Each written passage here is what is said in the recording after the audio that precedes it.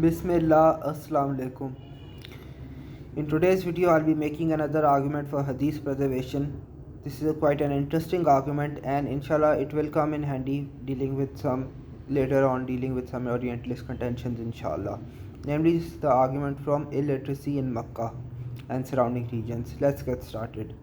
So, here's the argument. Islamic records state that at the time of advent of Islam, when from the time of Prophet Muhammad sallallahu there was little literacy in Makkah and the surrounding regions. The number of literate people in Makkah at the time of Prophet Muhammad sallallahu is estimated to be 17. We can show through the number of inscriptions from the time period that there was little writing present in Arabia. A couple of centuries before the time of Prophet Muhammad sallallahu there was literacy, but the immediate 2 centuries before Islam, the literacy rate drops massively. This this lack of literacy, which is shown by the lack of inscriptions, matches what is mentioned in our historical records, namely that there was little literacy at that time. Later records matching early manuscripts or early inscriptions proves preservation, right?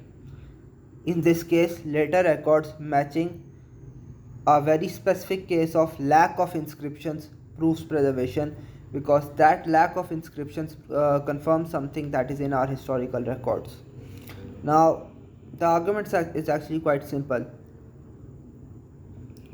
One contention that can be made against this argument that this doesn't prove a lack of literacy, because it's possible that inscriptions from that time period simply weren't preserved, or there was literacy but those inscriptions didn't manage to get preserved. So this argument doesn't prove there was a lack of literacy in Makkah. This contention actually does not work, and there is a very simple reason for that. We have inscriptions from the 3rd and 4th centuries, right, of the Common Era. Prophet Muhammad started receiving revelation in early 7th century. The lack of inscriptions is from 5th and 6th centuries, right? Now, if inscriptions can be recorded from 3rd century and 4th century, why can't they be recorded from 5th and 6th centuries? If there were inscriptions in 5th and 6th centuries, the immediate time period before Islam, then they should have been recorded, they should have been available to us. But if they are not available to us, that shows that the literacy rate was extremely low. If that's the case, then this matches what is in our historical records. Hence, this is an argument for Hadith preservation. Now, just to prove my point that there is a lack of literacy, inscriptions from the time period of immediately before Islam, and there are inscriptions from before that time period. I'll just read one reference. This is from Michael McDonald, the decline of epigraphic habit in late antique Arabia. Some questions. From the late 4th century AD until at least the late 7th century, I think this is the last part is a bit of an exaggeration, and I'll explain why soon. Western Arabia went from being a region in which epigraphic habits seem to have been more widespread than in any other area of the Near East to one in which it seems to have become increasingly rare. So it was a lot in the 3rd and 4th centuries in time before that, but it suddenly decreased, just as I said. In the southwest, we cannot say for certain that writing in the Asa alphabet declined or disappeared, simply that carving of datable monumental inscriptions and graffiti appears to stop by the mid 6th century.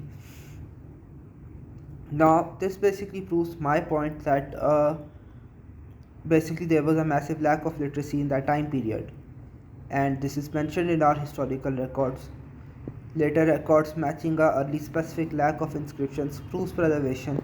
Hence, this is an argument for Hadith preservation. But actually, this gives another reason. This actually gives another argument for Hadith preservation, and it's actually quite simple. We are discovering more and more inscriptions from the 7th century, from the first Islamic century, after the advent of Islam. recently made a video on this from archaeology, and I link in the video description some more inscriptions from that time period. Right now, Islamically, our records state that at the advent of Islam, literacy rates started to increase. And just to give one example of this, and Islam actually made active efforts to increase the literacy. Just to give one example of this, the captives from the Battle of Badr were basically allowed their freedom if they taught 10 Muslims how to read and write. Right? So Islam actively made efforts to increase the literacy rate, and it seems because if Islamic records are correct, then the literacy rate should have increased. If there is a massive amount of inscriptions from the 1st century, 7th century, like they are, this shows that literacy rate did increase. So we have two things. Islamic records mention a specific lack of literacy at a particular time period that is confirmed by historical archaeological inscriptions.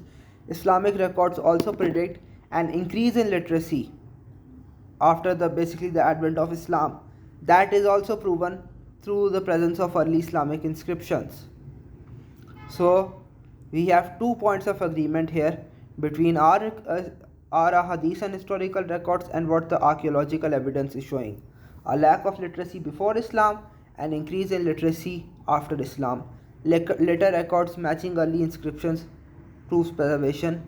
Hence, this is an argument for hadith preservation. Actually, I think this is quite a simple yet quite an interesting and powerful argument for hadith preservation. Inshallah, I hope you have enjoyed this video. Inshallah, I'll be doing a lot more work on hadith preservation. Till next time, Assalamu alaikum.